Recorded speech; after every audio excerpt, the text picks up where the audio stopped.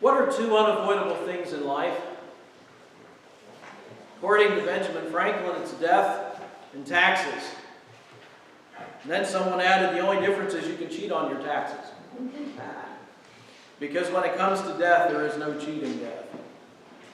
Maybe you've heard this old tale that comes from the Middle East. One day a merchant in Baghdad had sent his servant into town to the marketplace. And while he's there, he's jostled, and when he turns, he looks straight into the face of death. And death made what he interpreted to be a threatening gesture toward him. Well, the servant forgot about why he was there, rushed back to his master and said, Master, when I was in town at the market, I was jostled by death, and when I looked at her, she gave a threatening gesture. Hurry, let me borrow your horse. Let me ride off to Samara, which was a town many miles away. And so the master said, okay, you can have my horse. And he galloped away. Then the master realized that the servant never got what he went to the market for, so he went himself. He went down to the market and he saw death while he was there. And he went to death and said, why did you frighten my servant? Why did you make that threatening gesture to him? And she said, that wasn't a threatening gesture. It was a look of surprise. I was very surprised to see him here in Baghdad because I have an appointment with him tonight in Samara. We cannot escape death. Hebrews 9:27 says, man is destined to die once and after this face judgment. I like the way the Message paraphrases this. Everyone has to die once and then face the consequences. It is an appointment we all will keep. Not only we, but everybody we know. It is something that is unavoidable. Now, over the past few weeks, we have been looking at the questions of Pilate for today. The questions raised by Pontius Pilate during the trial of Jesus Christ. And not just what they meant at the time, but how they echo down to our own day and age. This morning, we arrive at the final question in our series. And it's one question that we must each face ourselves. We read about it in Mark chapter 15. It also appears in Matthew 27, verse 22. After Pilate had offered to the crowd a choice, I will release a prisoner to you. Do you want Barabbas, this notorious terrorist, guilty of murder, or do you want me to release Jesus, the King of the Jews, who is called the Christ? And they all shouted out, Barabbas, Barabbas, give us Barabbas. And then Pilate asks this question. What then shall I do with Jesus, who is called the Christ?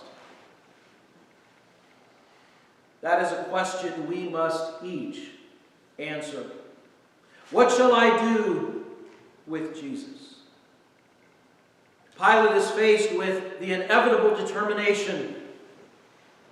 He had to make a decision, even though he tried to avoid it. He wanted to solve the problem, but not make a definite decision about Jesus. As the Roman governor, he was pledged to uphold the law. But as a politician, he knew he had to get along with the people. And as we have seen in this series, that was a hard thing for Pilate to do. The Jews were not an easy people to get along with, especially if you were Roman. They didn't like him. They wanted to make his time as difficult as possible. And every time he took a misstep in their view, they would send off a letter to the Emperor Tiberius saying, your Governor Pilate has offended us again. He just doesn't have the right touch. Maybe you need to send somebody else who they wouldn't like any better. So Pilate has been trying to walk this tightrope. Now we see throughout the accounts, Pilate is convinced of Jesus' innocence. This man might be a little crazy, but he's certainly not worthy of death. And there's something about this that Pilate wants to release him. He knew the charges were trumped up. He knew he had committed no crime that deserved the death penalty. But he feared for his career. He was afraid that if he let Jesus go, they would send off another delegation to Rome, and he might be recalled. He could lose his job. It could be the end of his career. Could even be the end of his life. Throughout the trial, we see Pilate vacillating from one side to another. At one moment, he's ready to declare Jesus' innocence and set him free. The next, he's trying to pacify the opposition. And I think in this way, Pilate is like every individual who wavers when they're trying to determine the answer to that question, what will I do with Jesus? Oftentimes, folks don't make an immediate decision. They go back and forth. Why? Because there's a cost involved. Jesus says, if you're going to follow me, it's going to cost something. Not everybody's ready to pay that price. Pilate wasn't. But it was a determination that he could not escape. It was a decision he was going to have to make. Now, attempting to get out of this predicament, Pilate tried several maneuvers to escape his responsibility. If nothing else, I think Pilate deserves some credit for creativity. Because how he tries to get out of this is rather ingenious. But as we're going to see, these were ineffective diversions from the true accountability that he bore. As much as he tried to get away from it, he couldn't. The first diversion that Pilate tried is recorded in the Gospel of Luke. Luke chapter 23. Verses 5 through 7. The crowd insisted. He stirs up the people all over Judea by his teaching. He started in Galilee and he's made it all the way here. On hearing this, Pilate asked if the man was a Galilean. When he learned that Jesus was under Herod's jurisdiction, he sent him to Herod, who was also in Jerusalem at that time. Aha! Pilate hears that Jesus is from Galilee. That's a region up north, out of his jurisdiction. Herod Antipas ruled up there. Now, Pilate and Herod didn't get along. In fact, it might have been Herod that were writing those letters to Rome, because Herod really wanted to rule over Judea as well. But Pilate sees a way out. And so he sends Jesus off to Herod and says, hey, this guy's a Galilean. You need to hear this case. And we're told later on, Luke informs us that from that day on, Pilate and Herod became friends. Because up until this point, they had been enemies. There was some hostility there. But now, Pilate has mended a fence, as well as get rid of this case that he really didn't want him to do it. Problem was, Herod sent him back. Now, in judicial terms, this is called a change of venue. Sometimes you'll hear defense attorneys argue for this. If a crime has been well publicized in an area and they're afraid they're not going to get a fair trial, they try a change of venue. Pilate's trying to get rid of this case by moving it into somebody else's court. In psychological terms, this is called passive avoidance. Rather than dealing with the difficult issue directly, we evade the whole problem without making a choice. In spiritual terms, I call this bypassing. Now, we're not in a position to send Jesus somewhere else, so we move ourselves. We remove ourselves from a situation where we might be confronted with uncomfortable truth. We'll steer clear of television or radio programs that tell us what we don't want to hear. If the church we attend doesn't preach what we like, we'll just go find another church. Trust me, if you look hard enough, you'll find a church that'll tell you what you want to hear. Paul said that all the way back in 2 Timothy 4, verses 3 and 4. He said, "For the time will come when men will not put up with sound doctrine. Instead, to suit their own desires, they will gather around them a number of teachers to say what their itching ears want to hear. They'll turn their ears away from the truth and turn aside to myths. Folks, that day has come. It's not only in our churches, it's in our courtrooms, it's in our state houses, it's in our colleges and universities. We've turned away from the truth and we're listening to myths that's being pawned off to us as scientific fact. That day has come. And sadly, it has come to our churches as well, so that if you are uncomfortable being confronted with the truth of the gospel, you can go and find another church where you'll feel much more comfortable. You just won't hear the truth. But in Pilate's case, there was no bypassing because Herod sent Jesus back. He couldn't get away from it. And there still is no way of bypassing Jesus. We can't passively ignore him and hope that he goes away, because he's not going to. The second diversion I call bargaining. Pilate tried this twice in this trial. The first time we see it is in John chapter 19, beginning in verse 1. Then Pilate took Jesus and had him flogged. The soldiers twisted together a crown of thorns and put it on his head. They clothed him in a purple robe and went up to him again and again, saying, "Hail, King of the Jews!" And they struck him in the face. Once more Pilate came out and said to the Jews, "Look, I am bringing him out to you to let you know that I find no basis for a charge against him." When Jesus came out wearing the crown of thorns and the purple robe, Pilate said to them, "Here is the man." You may remember that from the King James, "Behold the man." Look at him.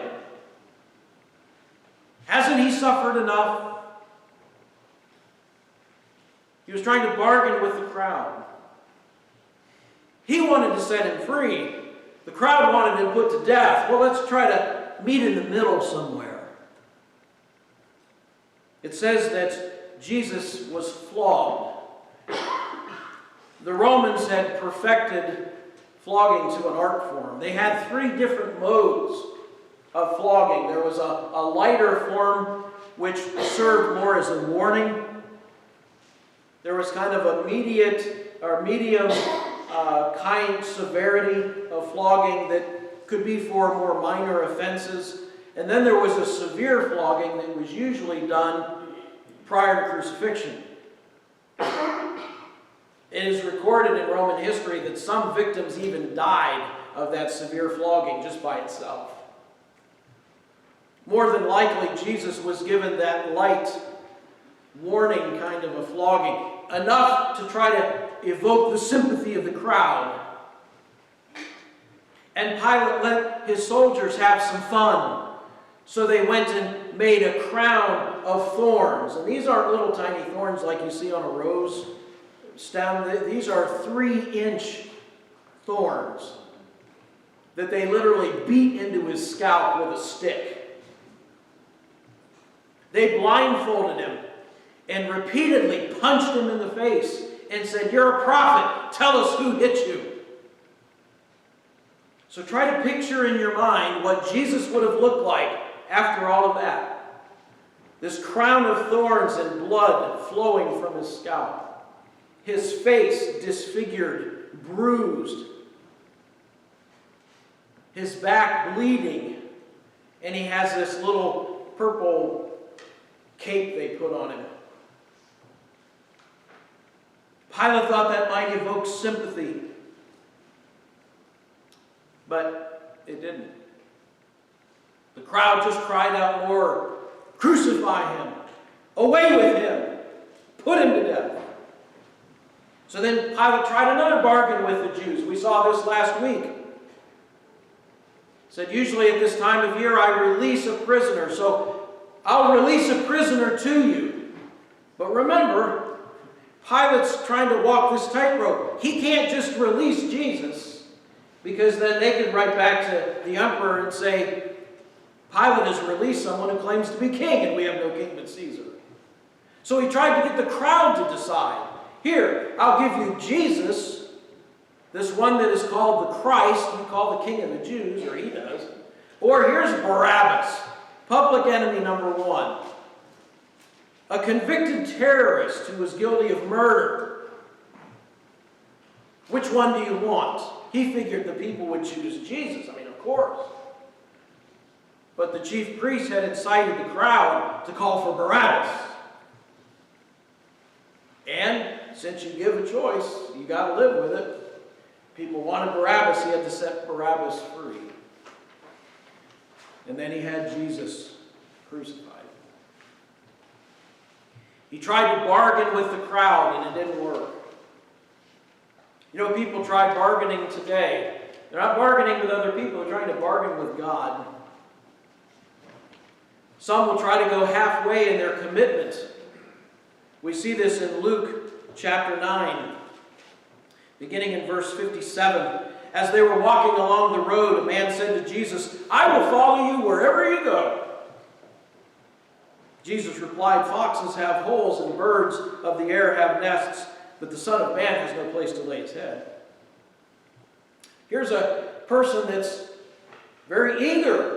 "I'll follow you wherever you go." And Jesus puts his finger on the one thing that was important to the man and said, "By the way, there's no place to stay." He said to another man, "Follow me." Now Jesus is issuing the call. And the man said, "Lord, first let me go bury my father." Jesus said to him, "Let the dead bury their own dead, but you go and proclaim the kingdom of God." I know some people read that and say, "Wow, Jesus is a little cruel there, isn't he?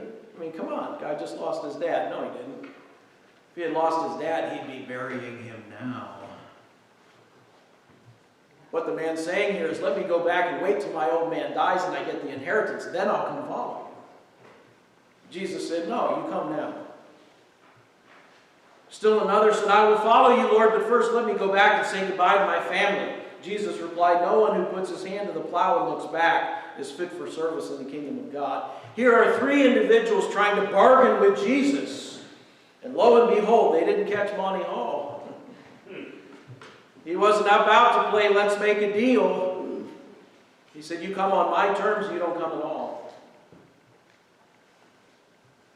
A few chapters later in Luke's Gospel, in Luke 14, he says, "If anyone comes to me and does not hate his father and mother, his wife and children, his brothers and sisters, yes, even his own life, he cannot be my disciple.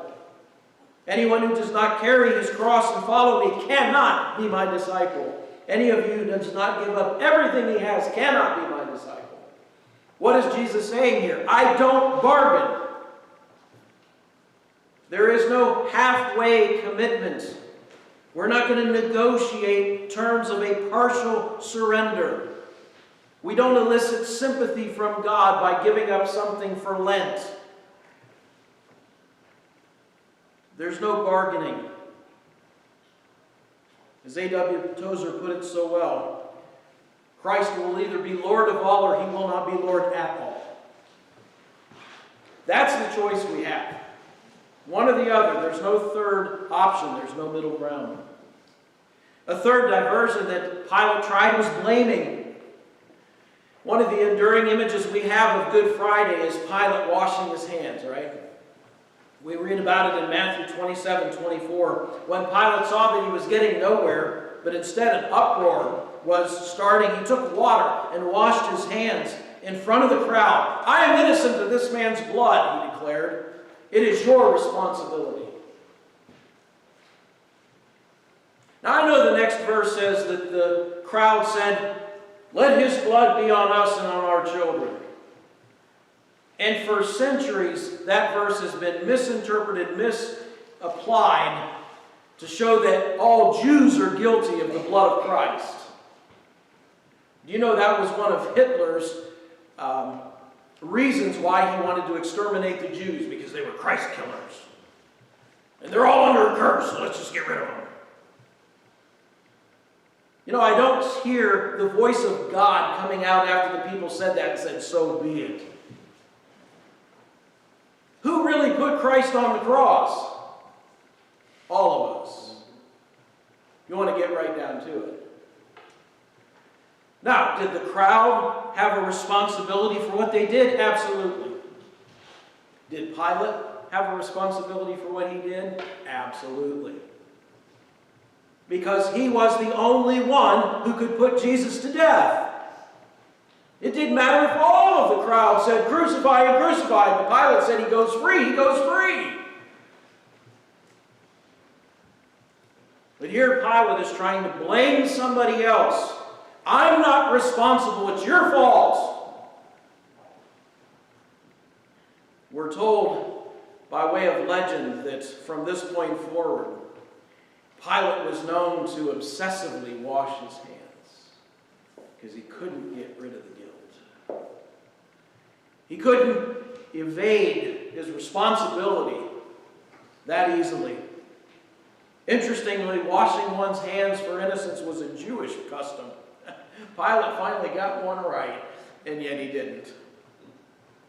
Because he still was responsible for what he did. You know, blaming goes all the way back to the beginning. Remember Adam and Eve in the garden? After they had sinned, after they've been confronted, God says, "What have you done?" to Adam. And Adam says, "The woman that you gave me." Not only does he blame Eve, he blames God. So he turns to Eve and says, "Eve, what happened?" And Eve said, "The devil made me do it." It's in the original language. Blaming somebody else, as though that's going to absolve us of responsibility. It doesn't work either. One author writes, Pilate reveals the futility of blaming others for our own choices. He made a great show of washing his hands and announcing that Christ's blood was on his accusers. Yet Pilate was the one with the authority to permit an execution. He was the one who permitted Jesus to die. Nothing he said or did could obscure the fact that he was personally responsible for that choice. And we say, "That's right, Pilate is guilty. Shame on you, Pilate. You should have known better." And that's true. But each one of us has a responsibility ourselves. Each one of us has that same question to answer: what shall I do with Jesus? And no amount of bypassing, no amount of bargaining, no amount of blaming others is going to remove that from us. Every decision Pilate made forced him to make another decision until he was a prisoner of his own evasions. And we do the same thing. When we try to put it off, when we try to put it on to somebody else, when we try to bargain, it doesn't work. We are still faced with that inescapable decision. What will you do with Jesus? Pilate tried everything he could to avoid it, but he could not. And we too face that inescapable decision. What shall I do with Jesus? No, we're not in a position as a presiding judge. But we must decide for ourselves whether we will follow Jesus or go our own way. There is no neutrality. There is no third option. There is no alternative. We cannot just say, "Well, I think he was a nice man." C.S. Lewis, that atheist scholar who became an outspoken Christian, put it in no uncertain terms. He writes, "I am here trying to prevent anyone from saying that really foolish thing that people often say about him. I am ready to accept Jesus as a great moral teacher, but I do not accept his claim to be God. That is one thing we must not say. A man who was merely a man and said the things Jesus said would not be a great moral teacher. He would either be a lunatic on the level of a man who says he's a poached egg, or he would be the devil of hell. You must make your choice. Either this man was and is the Son of God, or else a madman or something worse. You can shut him up as a fool, you can spit at him and kill him as a demon, or you can fall at his feet and call him Lord and God. But let us not come with any patronizing nonsense about him being a great human teacher. He has not left that open to us. He did not intend to." That's not an option we have. We can't go halfway and say, "Oh, Jesus said nice things. He was a good teacher, but he wasn't the Son of God." The truth is, Jesus said he was the Son of God. And if he said that and he knew that he wasn't, that makes him a liar. If Jesus said that and he really thought he was, but he wasn't, that would make him a lunatic. But if he said it and it was true, that makes him Lord. And those are the only options we have. He either spoke the truth or he didn't. Are we going to fall at his feet and call him Lord? What will I do with Jesus? That was the question that Pilate posed, and it's a question we must answer ourselves. The difference, though, between our decision and Pilate's is whose fate is determined. As presiding judge, Pilate's verdict determined whether he would be set free or crucified. The verdict we render will not determine Jesus' fate, it determines our own. Because there's an hour coming when the world will see Jesus again, but this time the roles will be reversed. When Jesus came the first time, he had to stand before Pilate. When he comes back, Pilate's going to stand before him. And so will each and every one of us. And the question will also be reversed. The question will not be, what will I do with Jesus, but what will Jesus do with me? I want to share a true story about this very question we've been looking at this morning. It goes all the way back into the 1870s. On October 8, 1871, evangelist D.L. Moody preached at Chicago's Farwell Hall. On that night, he addressed one of the largest crowds he ever did in his ministry. And he preached on this question. He said, "Our eternal destiny depends on our answer to Pilate's question, what shall I do with Jesus?" At the conclusion of his message, he said, "I wish you would take this text home with you. Turn it over in your minds during the next week, and next Sunday we'll come back and decide what you will do with Jesus of Nazareth." Ira Sankey then sang a closing hymn to conclude the service. But for many of those people, there was no next Sunday. Even before Sankey had finished singing the closing song, there were cries outside of the hall, the roar of fire engines because the great Chicago fire had started. And in the hours and days to come, many of the people that were in that crowd died. For them, there was no next week. 22 years later, on the anniversary of that fire, Moody spoke again in Chicago from that same verse, saying, "What a mistake." I remember Mr. Sankey singing and how his voice sang, "Today the Savior calls, for refuge fly. The storm of justice falls, for death is nigh." He said, "I've never seen that congregation since. I have hard work to keep back the tears today. 22 years have passed, and I have not seen that congregation since, and I will never meet those people again until I meet them in another world. But I want to tell you of one lesson I learned that night, which I have never forgotten, and it is this: when I preach, to press Christ upon the people then and there, to try to bring them to a decision." You will notice that Pilate was just in the condition of my audience that night, just in the condition you are today. He had to decide then and there what to do with Jesus. This thing was sprung on him suddenly. I have asked God many times to forgive me for telling people that night to take a week and think it over. I have never dared to give an audience a week to think of their salvation since. The truth is, none of us knows when we will keep our appointment with death. I think of a young man who just yesterday, at the prime of his life, a professional quarterback on the greatest franchise in NFL history. Well, some.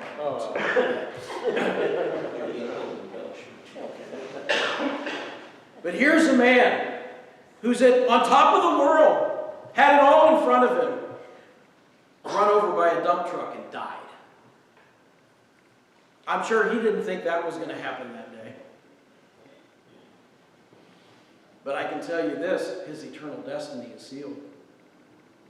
I don't know what his answer was to the question, what will you do with Jesus? But I know it's been answered, and there is no changing it for him. If you are one of those that have put off that decision, if you've been confronted with that choice and you say, well, I still have time. I still have some things I want to accomplish. There's some things I want to do. Maybe you're thinking, I'm young, I've got years. I can live my life and then come to Jesus later. There may not be a later. And even if you live on to old age, every time you put it off, your heart gets a little harder and a little harder and a little harder till the point comes where you can't decide. Don't let that happen. You have a choice confronting you. What will you do with Jesus? If you haven't answered that question, do it today. Your whole life and your whole eternity revolve around the answer to that question.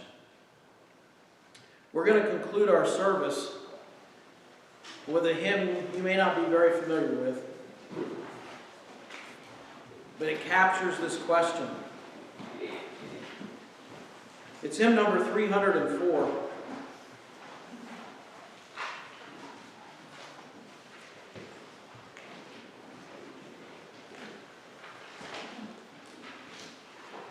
It says, Jesus is standing in Pilate's hall, friendless, forsaken, betrayed by all.